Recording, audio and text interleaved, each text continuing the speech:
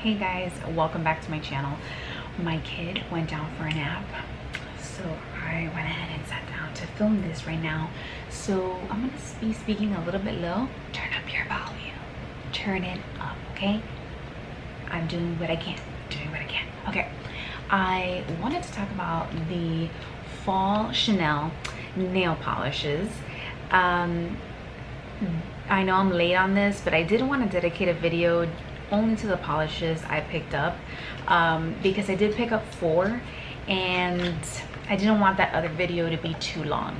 I'm gonna be inserting clips of each of these colors so you can enjoy it. I did film it outside in natural lighting, especially when the sun hits it, because I feel like the camera has a hard time picking up these different tones, since they are kind of on the same spectrum. So the first one I want to talk about is 947 Desire. This is a true wine color, and it is that deep, rich, like Cabernet wine. It has more of a black base than a red base, so unless you see it in the light, it's hard to pick up that red, which is what I liked about it. I think that it's perfect for the fall. This is the go-to color. I used to have Wicked by Essie. You guys, if you guys love nail polish, you guys know exactly what color I'm talking about. Wicked was amazing, and this one I feel has a little bit more of a black undertone, which I prefer. The next color I picked up, I'm gonna go from darkest to lightest, is 959 Infinite. I'm sure it's pronounced differently in French, but it is this cool toned chocolate brown, and it literally is the most beautiful chocolate, true chocolate brown. I don't have anything in my collection with this color. I'm gonna see if this is gonna pick up the brush. It does have a thin brush, which is not my favorite. It does make it a little bit difficult to evenly apply the nail polish when you have a brush like that. I prefer for the brushes to be a little bit thicker and flat, kind of like the ones that Essie and OPI have, just because application is much smoother with that. But I love this true deep cool toned chocolate brown. I mean, it looks like a dessert, and it is not only perfect for the fall, but I feel like it's one of these tones that I feel like you can wear all year around.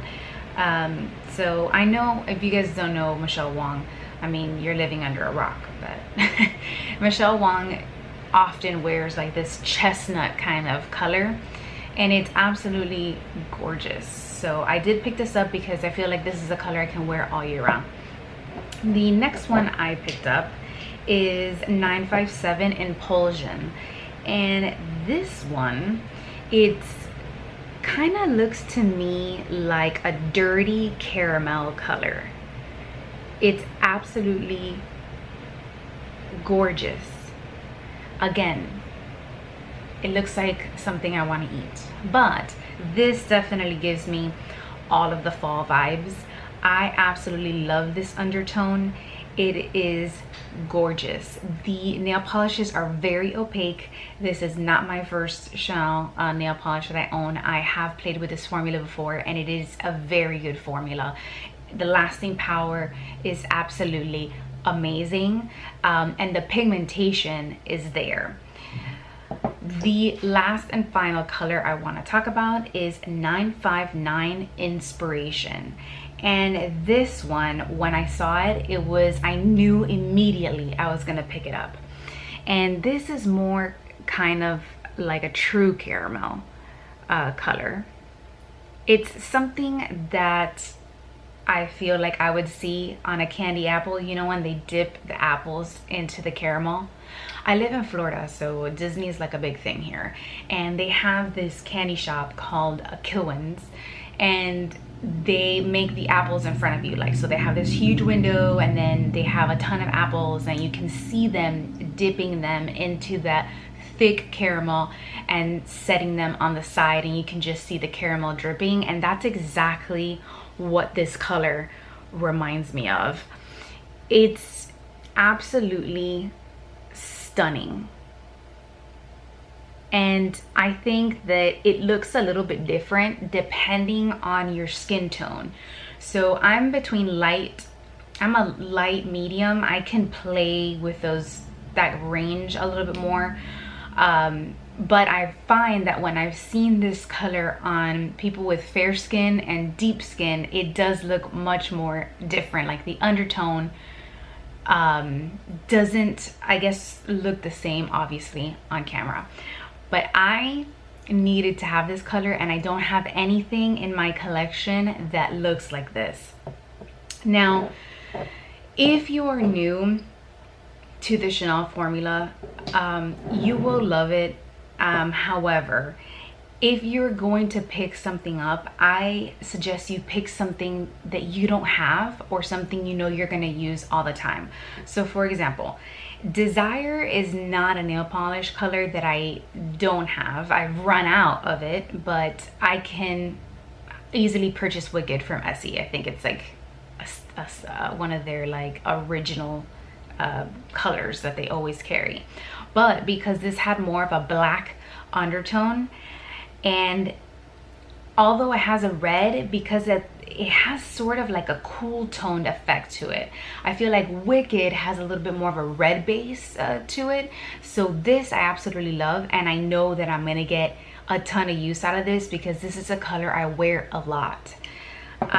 These though, I don't have any of these colors in my collection. I definitely was lacking browns, and I'm so glad that I picked it up.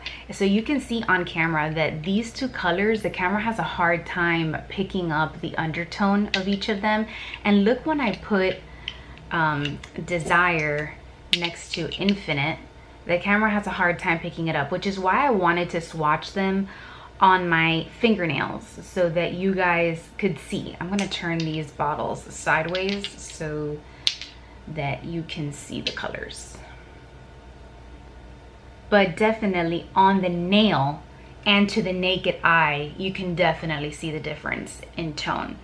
So if you are gonna pick up one of these colors, which I don't understand why they're limited edition, that is what drives me insane.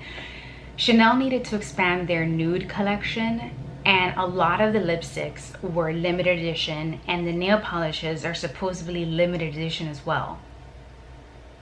But you need this range. So why aren't they part of the normal collection? Why are they permanent colors? I digress. Either way, I'm glad I picked them up. I didn't pick up the more pinky nudes because they weren't opaque, and I do not like to wear nail polishes that are not opaque. I don't like to see my natural nail showing through the color.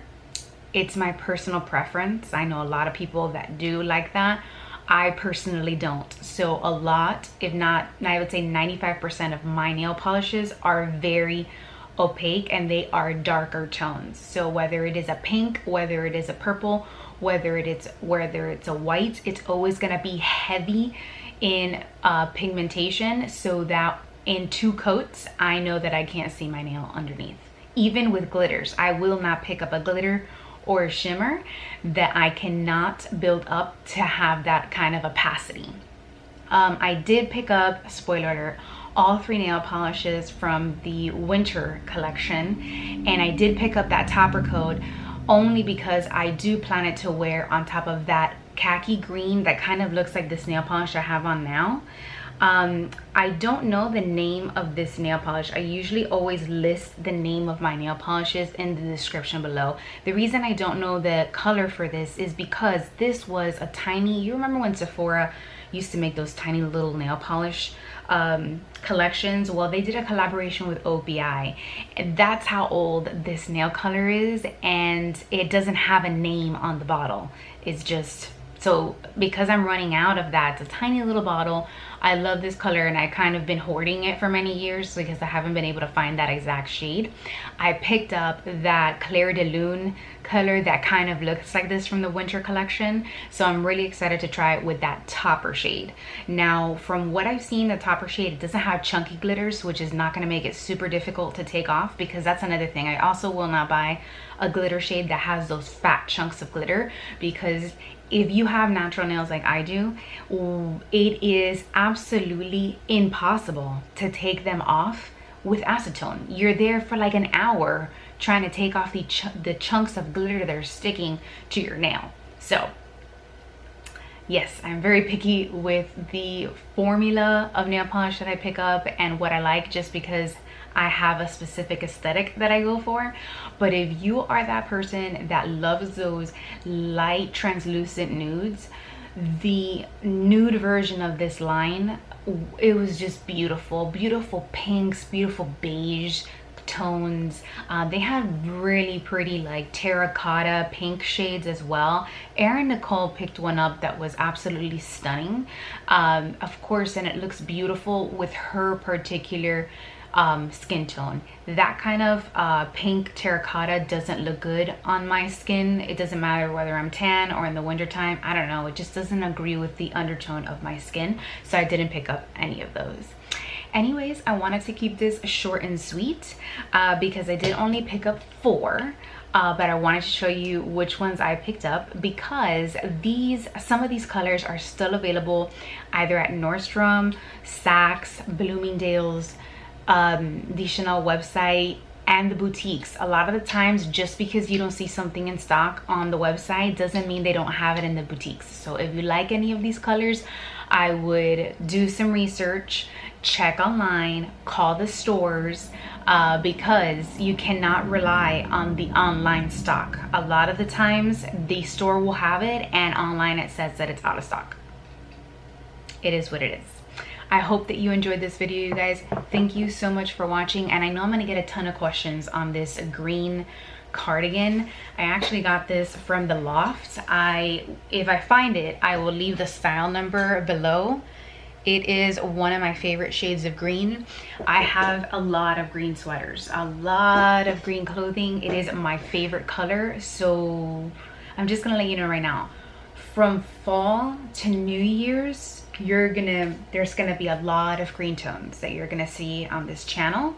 So I just want you to psychologically prepare yourself for that. All right, you guys, thank you so much for watching, and see you next time. Bye.